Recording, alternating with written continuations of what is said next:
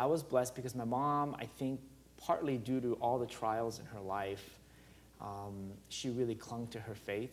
And I just remember as a child growing up, even though she had many, many struggles, of course, in Korea, but then when we came to the United States, we came when I was 7 years old. A whole new world out here. She didn't know the language. It was very, very, very difficult. But we always had worship. And she made a point to make sure that the Word of God was a part of my life.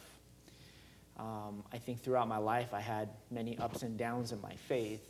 But because she laid that groundwork and that foundation, I've always had that to fall back on, and I've always been able to go back to God.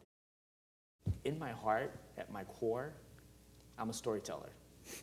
That's what I love to do. And I thought back through my childhood. I was 8 years old, and my church asked me to give the sermon.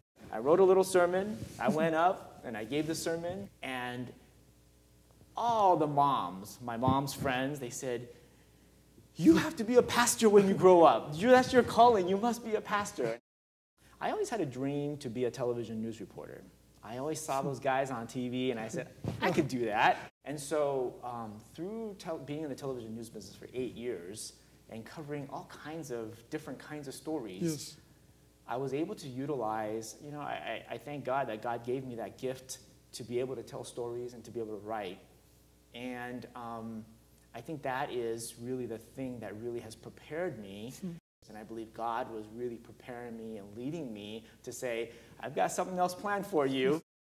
Really, the whole concept of the book is, if we truly love God with all our heart, soul, strength, and mind, like the Bible calls us to, obedience should just be a natural extension of that, right? It shouldn't be something that we say, oh, I have to do it. Oh, I feel guilty, so I should do it. If we love God, we're going to want to, right? We have a natural desire to, right? And God will give us that. He will change us. I mean, God's the only one who can truly change our hearts, right? And we can change it temporarily, but for true transformation, God's the only one. It's been amazing how God has reached people that I wasn't even thinking about, people that I don't even know. And as a result of that, people are reading it. They're inviting me to come speak at their churches. I'm going and preaching. It's a whole new kind of ministry. I'm really excited to see what God has planned. So far, there have all been things that I haven't planned, which makes it exciting because they're not by my plans, right? And God's really opening up these doors. So it's been a blessing.